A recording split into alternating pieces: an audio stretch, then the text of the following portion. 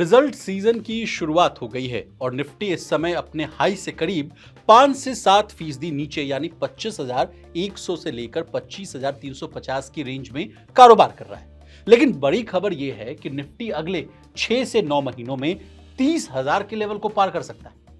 अब किसने की यह बड़ी भविष्यवाणी? कैसे निफ्टी 25,000 के लेवल से 30,000 तक पहुंचेगा? अगर निफ्टी में इतनी तेजी आएगी तो किन किन सेक्टर्स में हलचल देखने को मिलेगी, यानी आसान भाषा में कहें तो कहां पैसा बनेगा, बताएंगे सब कुछ आज के इस डिटेल रिपोर्ट में। नमस्कार, आप देख रहे हैं मनी 9 और मैं हूं आपके साथ विशाल शर्मा।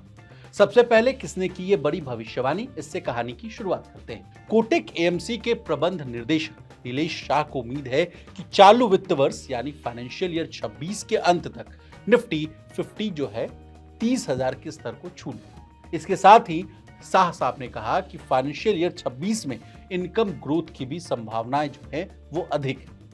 बता दें, एक सप्ताह पहले ही दिग्गज global brokerage firm JP Morgan ने कहा था कि क्वार्टर 1 फाइनेंशियल ईयर 2026 में कंपनियों के प्रदर्शन में रिकवरी देखने को मिलेगी, जिसका लंबे समय से इंतजार किया जा रहा था।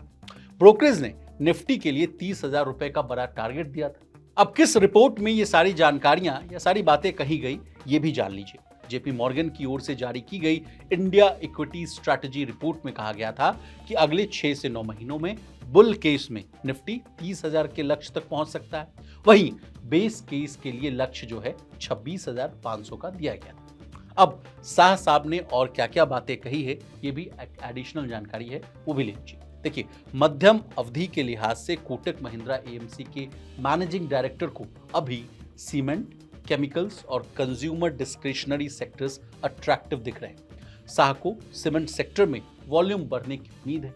उनका मानना है कि सरकार इंफ्रास्ट्रक्चर पर निवेश बढ़ा रही है, उधर रियल एस्टेट में डिमांड बढ़ रही है, इससे सीमेंट की वॉल्यूम ग्रोथ अच्छी रह सकती है। उन्होंने कहा कि कई चीजें फेवरेबल दिख रही हैं, इन्फ्लेशन काफी कम हो गया है, इंटरेस्ट रेट्स जो हैं घट रहे हैं, साथ ही सरकार ने इनकम टैक्स में लोगों को बड़ी राहत दी, इससे डिस्क्रिशनरी कंजम्पशन में रिकवरी दिख सकती है।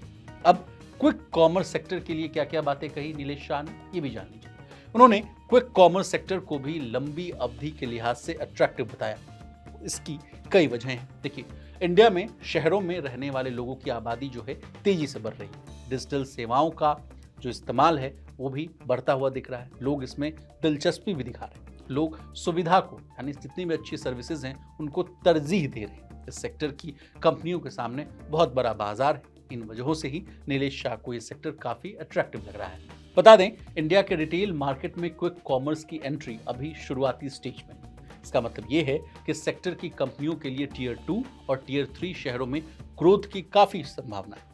इस सेक्टर की बड़ी कंपनियां बिजनेस में इन्वेस्ट कर रही हैं। ऐसे में 2030 तक इस सेक्टर की ग्रोथ स्ट्रॉन्ग रह सकती है।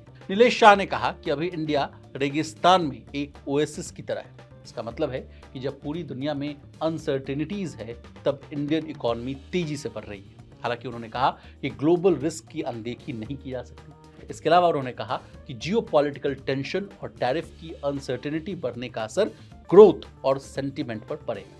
टैरिफ को लेकर तस्वीर अभी साफ होगी जब बड़े देशों के साथ अमेरिका का जो डील है वो हो जाए।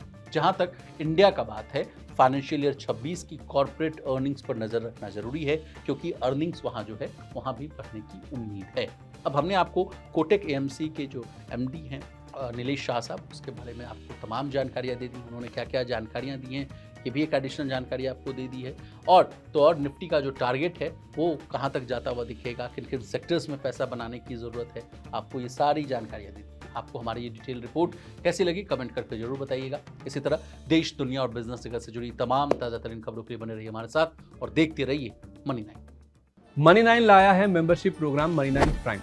अब आपके दिमाग में कई सारे सवाल होंगे, मसलन आखिर क्या है ये मनी 9 प्राइम, आपके लिए यानी दर्शकों के लिए इसके क्या फ़ायदे हैं, और एक बड़ा सवाल ये कि मनी 9 प्राइम से आखिर जुड़ना कैसे है। तो इसकी पूरी जानकारी हम आपको देने जा रहे हैं।